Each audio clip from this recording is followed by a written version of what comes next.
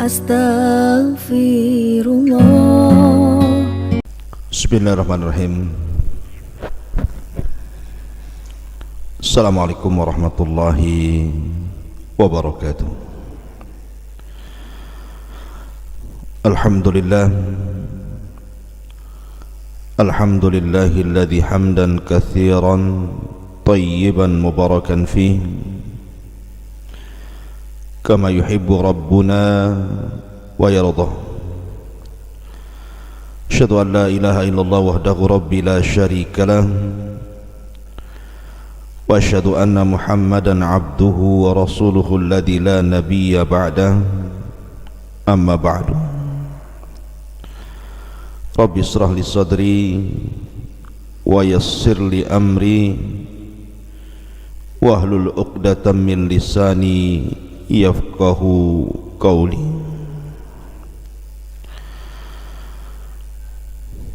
Ma'asyiral muslimin yang dimuliakan Allah Subhanahu wa taala.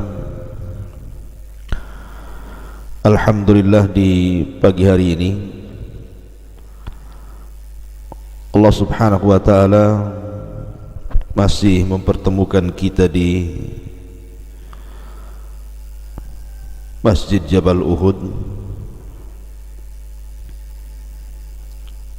Kemudian salawat dan salam tak lupa saya haturkan kepada baginda alam Nabi besar Muhammad sallallahu alaihi wasallam. Pembahasan di pagi hari ini kita akan membahas beberapa tanda dan mukjizat yang Allah Subhanahu wa taala turunkan kepada Musa alaihi salatu wassalam, baik di hadapan kaum Kibti, kaumnya Fir'aun, dan juga di hadapan raja yang terlaknat Fir'aun ini, ataupun di depan Bani Israel. Namun sebelum saya jelaskan apa saja mukjizat Nabi Musa alaihi salatu wassalam, sampai kenapa pula Allah Subhanahu wa taala kirimkan darah kepada mereka, kita akan mengenal apa itu mukjizat. Kenapa Allah Subhanahu wa taala turunkan mukjizat itu kepada para nabi? Lalu apa hikmahnya? Ma'asyiral muslimin yang dimuliakan Allah Subhanahu wa taala, kalimat mukjizat itu diambil dari kata-kata al-ajzu. Al-ajzu itu artinya in'idamul qudrati tijaha amrin ma, ketidaksanggupan melakukan sesuatu terhadap perkara tertentu. Itu disebut mukjizat secara bahasa. Adapun secara istilah, mukjizat itu amrun khariqun lil 'adati yu'ayyidu bihi Allahu anbiya'ahu bi ijra'ihi ala aydihim wa yakunu mukhalifan li tabi'atil qawni was sunanil hayati allati i'tadaha 'alaiha an-nasu. Adapun secara istilah, mukjizat itu adalah perkara di luar kebiasaan yang dilakukan manusia, di mana Allah sengaja memperkuat nabi-nabinya dengan memberikan mukjizat di hadapan mereka, di mana mukjizat itu menyelisihi tabiat alam dan kehidupan yang biasa manusia dijalankan. Wal hadfu min dzalik idharus sidqihim wasid sidqin nubuwatihim, karena tujuan adanya mukjizat itu untuk menampakkan kebenaran mereka dan kejujuran kenabian mereka. Intinya bahwa mukjizat itu keanehan, dan keanehan di dunia ini ada tiga. Ada berupa mukjizat bagi para nabi, ada berupa karamat bagi para wali, dan ada berupa sihir bagi para dukun. Jadi harus dibedakan antara mukjizat, karamah dan juga sihir. Lalu kenapa mukjizat itu hanya khusus para nabi? Kenapa selain para nabi tidak diberikan mukjizat? Ma'asyiral muslimin yang dimuliakan Allah Subhanahu wa taala, maka kita katakan bahwa yang pertama, karena diberikan mukjizat itu khusus para nabi, adalah tuthbitu li aqwamihim, untuk menetapkan kepada kaum-kaum para nabi dan rasul tersebut sidqahum wa nubuwatahum, kebenaran mereka para nabi dan kenabiannya. Karena terkadang kaumnya para nabi itu ada yang satu kali diberikan mukjizat mereka beriman, tetapi ada yang berkali-kali diberikan mukjizat tidak beriman, sehingga terkadang harus berkali-kali nabi itu menampakkan mukjizatnya supaya memang benar dia seorang nabi, ucapannya benar, dan dianugerahi padanya mukjizat keanehan-keanehan,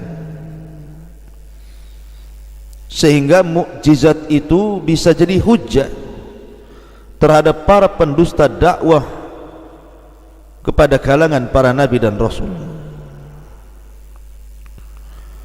Kemudian yang kedua, mukjizat itu perkara di luar kebiasaan manusia dan tanda dari tanda-tanda kuasa Allah,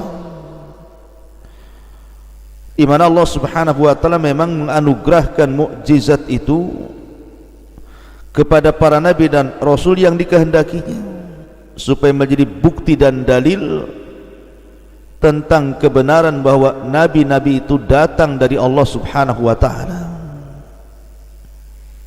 Bahkan terkadang mukjizat itu sebuah tantangan kepada kaum para nabi dan rasul. Kalau kalian tidak yakin diri kami ini para nabi dan rasul, datangkan yang semisal. Sehingga terkadang diperlukan mukjizat untuk membuktikan bahwa mereka para nabi dan rasul, sehingga dibuat semacam tantangan. Dan mukjizat satu saja sebenarnya sudah cukup untuk membenarkan para rasul, apalagi banyak. Ma'asyiral muslimin yang dimuliakan Allah Subhanahu wa taala, makanya kenapa ada syarat-syarat yang disebutkan para ulama yang berkenaan dengan masalah mukjizat ini. Pertama, an yakunal amru mimma la yamliku wa la yastati'ul qiyamu bihi illallah, bahwa mukjizat itu tidak dimiliki dan tidak bisa dilakukan manusia kecuali izin Allah. Seperti lihat mukjizatnya Nabi Isa dan Musa, bisa menghidupkan orang mati karena izin Allah Azza wa Jalla. Nabi Musa dalam kisah Baqarah Bani Israel. Kemudian Nabi Isa juga ketika ada seorang pembesar meninggal, kemudian diusap, tiba-tiba hidup biiznillah karena izin dari Allah Subhanahu wa taala. Menghidupkan mati itu urusan Allah. Tidak ada orang mampu untuk menghidupkan orang mati. Tapi karena Allah izinkan, maka kun fayakun, sesuatu bisa terjadi. Kemudian juga syaratnya an yakunal amru khariqan lil mu'tad,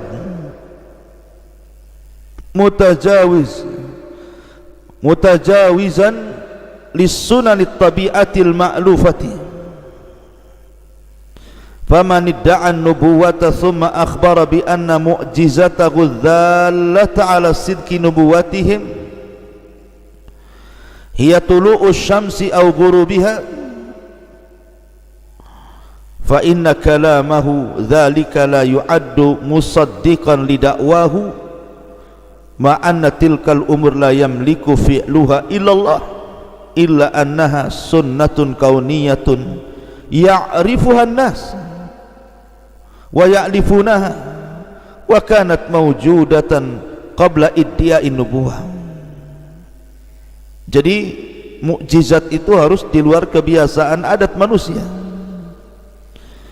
melampaui kehidupan yang biasa dilakukan secara tabiat manusia.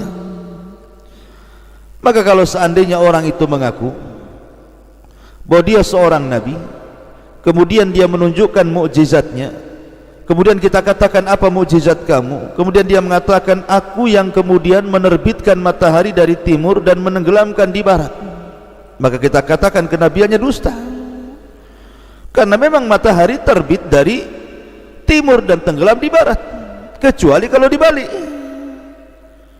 Jadi mukjizat itu harus di luar kebiasaan tabiat manusia. Kemudian juga seseorang tidak bisa hanya mengaku, harus ada pembuktian.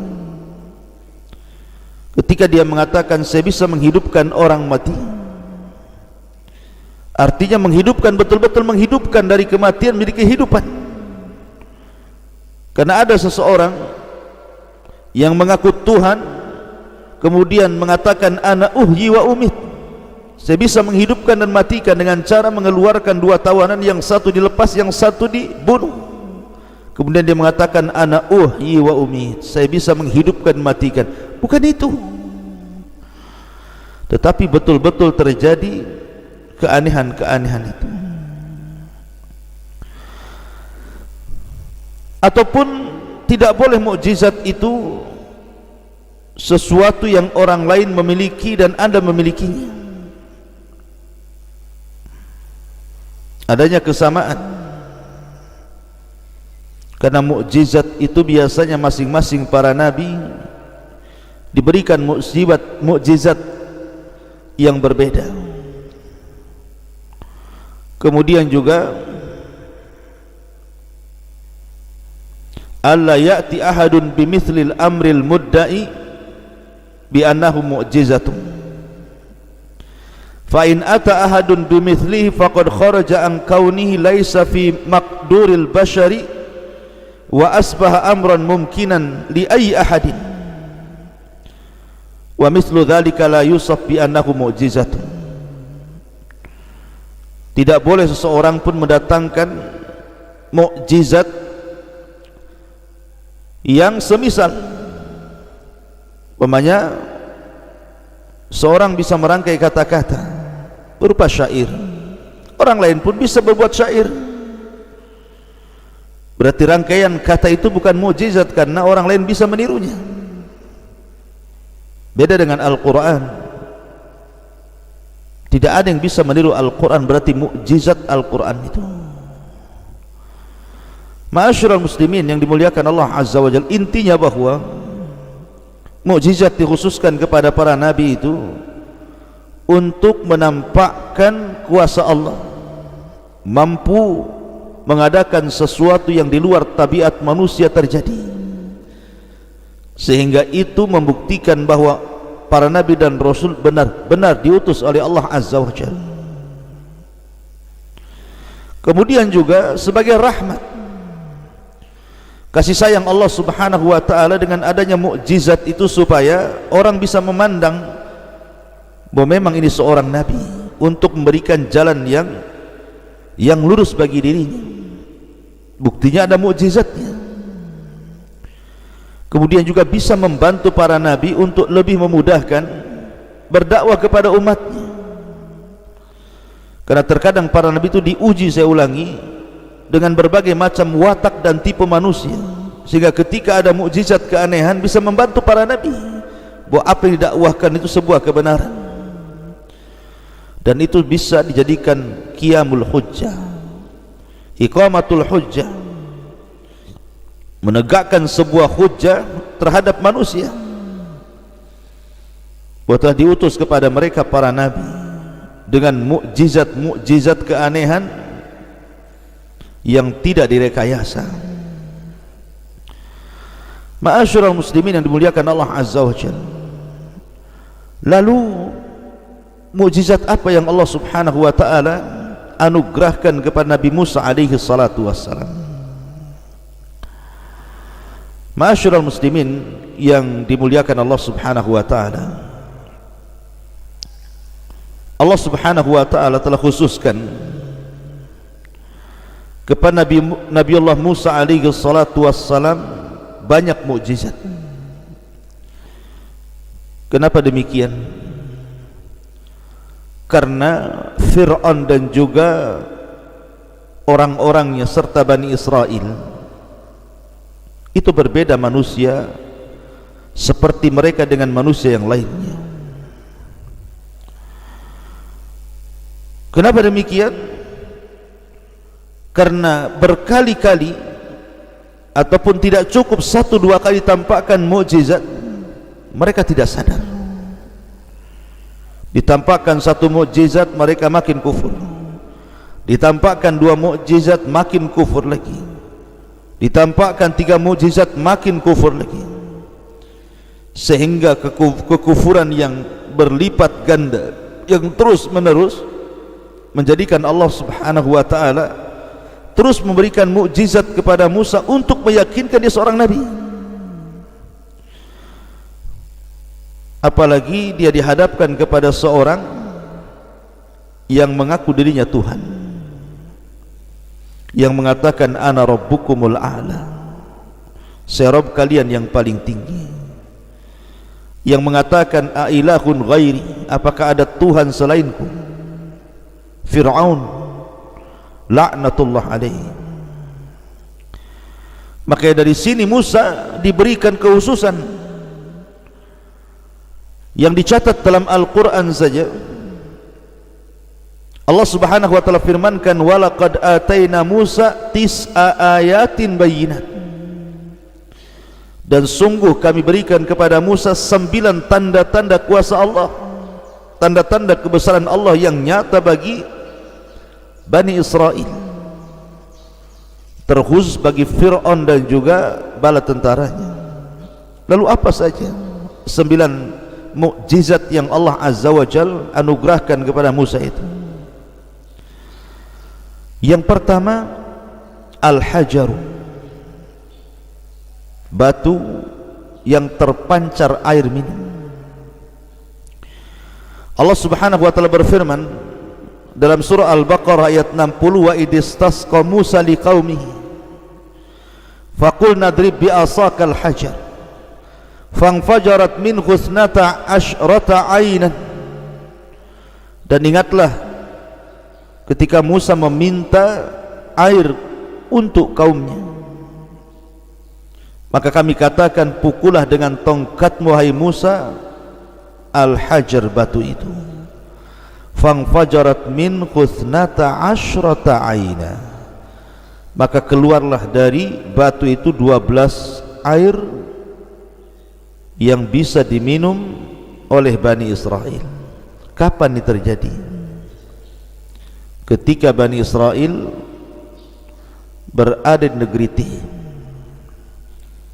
di negeri linglung, di negeri yang mereka tidak bisa keluar dari situ, di negeri padang pasir kering kelontang, di negeri yang tidak ada tumbuhan, tanaman, dan tidak ada mata air. Mereka hampir kelaparan dan kehausan. Ardu Tih. Ketika mereka haus itulah mereka datang kepada Musa dan meminta air minum. Maka Musa pun memukulkan tongkatnya kepada batu, maka muncul 12 lubang mata air bagi Bani Israel. Kenapa mesti 12? Kenapa tidak satu saja rame-rame? Karena Bani Israel ini terdiri dari 12 kabilah, dan masing-masing kabilah punya kekerasan sendiri dalam hatinya, sehingga dikhawatirkan pecah, bertengkar. Makanya Musa memberikan satu mata air untuk satu kabilah. Kemudian yang kedua, syaqqul bahri, terbelahnya lautan. Dalam surah Asy-Syu'ara ayat 63 Allah mengatakan, fa'auhayna ila Musa anidrib bi'asakal bahra fanfalaqa fakana kullu filqin kataudil azim. Dan kami wahyukan kepada Musa, pukullah dengan tongkatmu Musa lautan ini. Maka ketika Musa betul-betul memukulkan dengan tongkatnya lautan itu, maka tiba-tiba lautan itu terbelah dan menjadi 12 jalan. Dan kapan itu terjadi? Ketika Bani Israel diajak melarikan diri oleh Musa untuk meninggalkan Mesir karena ada ancaman pembunuhan, pembantaian. Ketika mereka berada di hadapan mereka lautan, kemudian di belakang mereka tentara Firaun, dan mereka merasa khawatir sehingga mereka hampir menyalahkan Musa, dan Musa meyakinkan keselamatan mereka, innama ya rabbi sayahdin, sesungguhnya kebersamaanku dengan Allah, kebersamaan kalian dengan Allah pasti akan ada petunjuk jalan. Maka setelah Musa disuruh untuk memukulkan tongkatnya. Kemudian yang nomor 3, al-asa, tongkat itu sendiri adalah mukjizat Nabi Musa, di mana tongkat itu bisa berubah menjadi ular. Allah mengatakan fa'alqa asahu fa'ida hiya thu'banun mubin. Dalam surah Al-A'raf 107 Allah katakan, maka Musa pun melemparkan tongkat, tiba-tiba menjadi thu'ban, ular mubin yang sangat jelas. Kapan itu terjadi? Pertama ketika mendapatkan wahyu, ketika Musa melakukan perjalanan balik dari Madian menuju Mesir. Ketika dia melihat pohon yang memiliki api dan tidak terbakar pohon itu, kemudian dia mendekati, semakin besar api itu, kemudian Allah mengatakan, innani anallah, sesungguhnya saya Tuhan wahai Musa. Maka kemudian Allah merintahkan Musa untuk melempar tongkat, tiba-tiba jadi ular.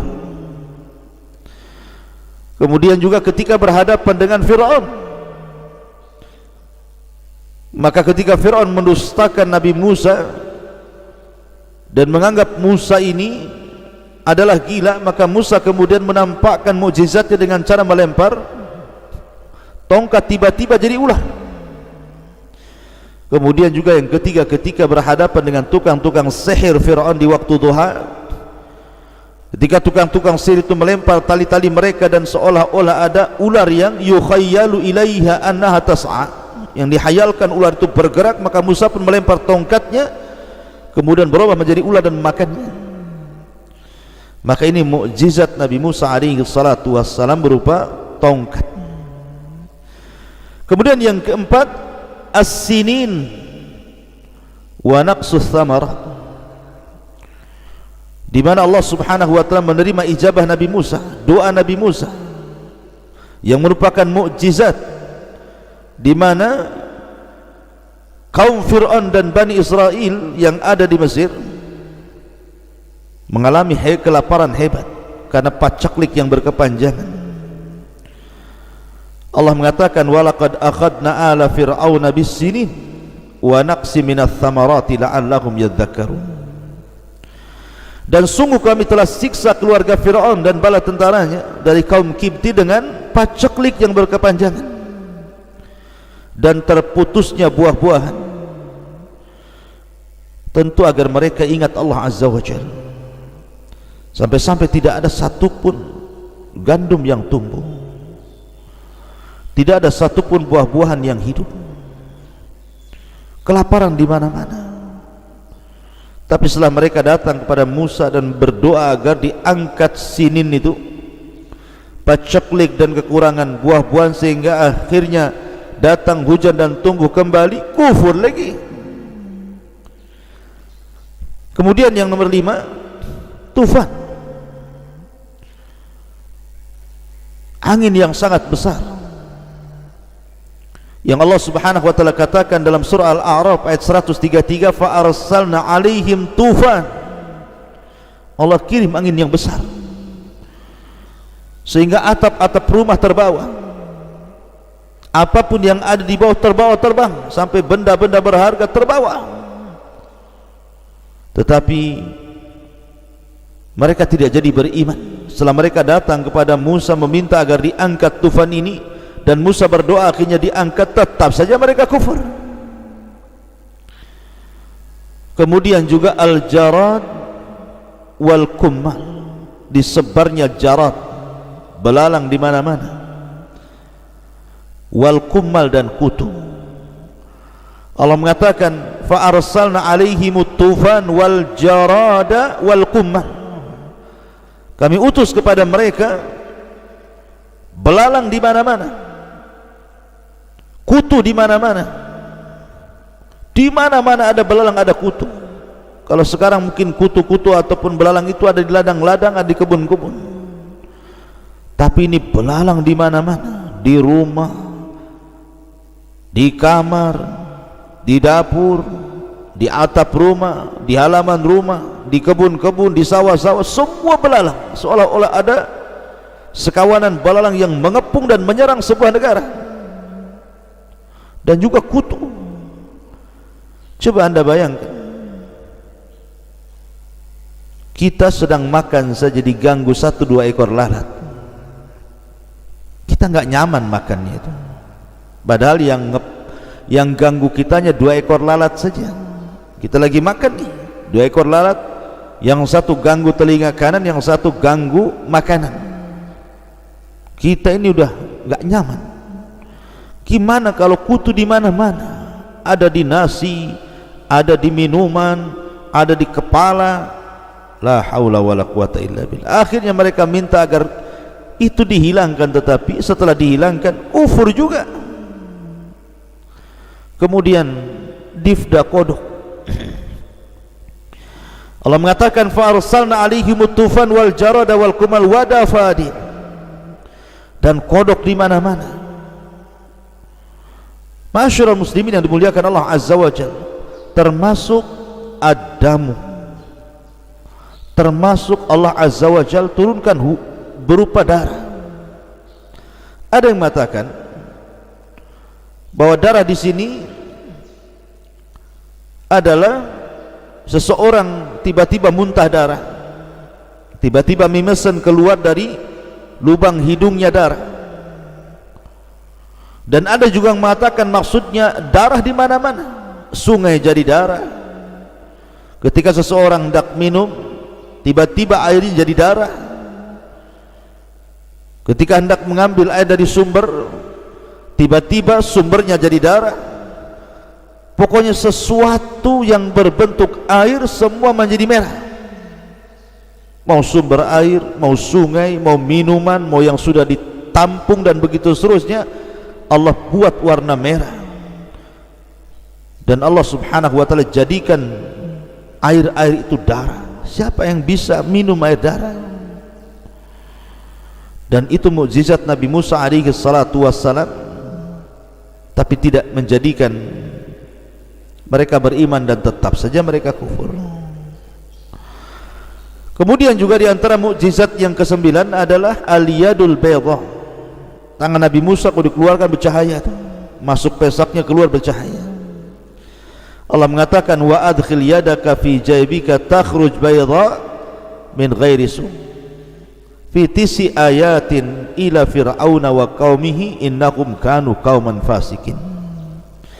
Dan masukkanlah tanganmu pada pesakmu hai Musa, akan keluar cahaya yang tidak akan memadaratkanmu pada 9 tanda-tanda yang Allah tampakkan kepada Fir'aun dan kaumnya. Sesungguhnya mereka kaum yang fasik. Sudah jelas-jelas ada 9 tanda di hadapan mereka, tapi mereka tidak menerimanya dan tetap kufur. Ma'asyiral muslimin yang dimuliakan Allah Azza wa Jalla. Kemudian juga dari 9 tanda-tanda ini masih banyak tanda-tanda yang Allah Subhanahu wa taala anugerahkan kepada Musa. Seperti mampu menghidupkan orang mati dalam kisah Baqarah Bani Israel. Ada seseorang dibunuh, kemudian mengadu kepada Musa, kemudian Musa katakan sembelih seekor sapi betina. Kemudian mereka pun banyak tanya, akhirnya dipersulit, tetapi belakangan mereka dapat sapinya, maka mereka sembelih sapi itu, kemudian Musa memukulkan sebagian jasad sapi kepada orang yang mati itu. Akhirnya orang itu hidup sesaat, kemudian memberitahu siapa pembunuhnya. Artinya Musa bisa menghidupkan orang mati dengan izin Allah Azza wa Jalla dengan sebab itu. Kemudian juga diangkatnya gunung Tur ketika mereka berkhianat kepada Musa dengan menyembah patung anak Samiri, patung yang dibuat oleh Samiri, patung anak sapi. Kemudian Musa datang membawa Taurat dari bukit Tur Sina. Disuruhnya mereka mendengar ucapan Nabi Musa, tapi mereka mengatakan sami'na wa asaina, kami taat dan kami dengar, kami tapi bermaksiat. Maka Allah Azza wa Jalla tampakkan mukjizat Nabi Musa, diangkatnya bukit Tur itu di atas kepala mereka, sehingga Allah katakan wa id akhadna mitsaqakum wa rafa'na fawqakumut tur, dan kami angkat di atas kepala mereka, kepala kalian, gunung Tur. Seolah-olah dengan diangkatnya gunung Tur di atas kepala mereka, mau tobat atau kami lempar bukit Tur kepada kalian. Akhirnya mereka baru mendengar dan mengatakan sami'na wa ata'na, la haula wala quwata illa billah. Ucapan sami'na wa ata'na harus tampak mukjizat dulu, padahal sebelumnya sudah banyak mukjizat yang Allah Subhanahu wa taala tampakkan. Termasuk juga Allah Subhanahu wa taala mengusap harta Bani Israel dari dirham dan dinar menjadi bebatuan karena kufurnya mereka kepada Allah Azza wa Jalla. Termasuk juga menenggelamkan Qarun, di mana Musa memerintahkan bumi karena perintah Allah Azza wa Jalla kepada bumi agar taat kepada suruhan Musa. Akhirnya bumi itu pun nurut apa yang sesuai dengan diperintahkan Musa, kemudian menelan Qarun dan seluruh kekayaannya. Dan banyak lagi yang jelas bahwa setiap para nabi itu dianugerahkan mukjizat oleh Allah Subhanahu wa taala. Semua para nabi. Saya contohkan Nabi Saleh diberikan mukjizat seekor unta. Nabi Ibrahim dilempar ke dalam api, kemudian api itu menjadi dingin. Qul ya naru kuni bardan wa salaman ala Ibrahim. Kemudian juga Nabi Sulaiman paham dengan bahasa-bahasa binatang seperti hudhud, semut. Kemudian bisa menundukkan angin, jin, manusia dan begitu seterusnya. Termasuk juga mukjizat Nabi kita Muhammad sallallahu alaihi wasallam seperti Isra Mi'raj. Kemudian makanan dan minuman bisa menjadi banyak dari yang sedikit. Kemudian pohon tiba-tiba menangis di hadapan Rasul. Kemudian Rasul menghabarkan sesuatu yang gaib-gaib dan semua terjadi. Ada yang terjadi, ada yang sedang terjadi, ada yang akan terjadi. Atau keluar air dari jari-jari jemari Nabi sallallahu alaihi wasallam. Dan tentunya yang terbesarlah Al-Qur'an Al-Karim adalah mukjizat terbesar Nabi SAW yang akan tampak sampai hari ini, bahkan sampai kiamat dibangkitkan. Wallahu a'lam bishawab. Ini yang bisa sampaikan, mudah-mudahan bermanfaat. Subhanakallah bihamdika asyhadu an la ilaha illa anta astaghfiruka wa atubu ilaik. Allahu ta'ala alam. Assalamualaikum warahmatullahi wabarakatuh.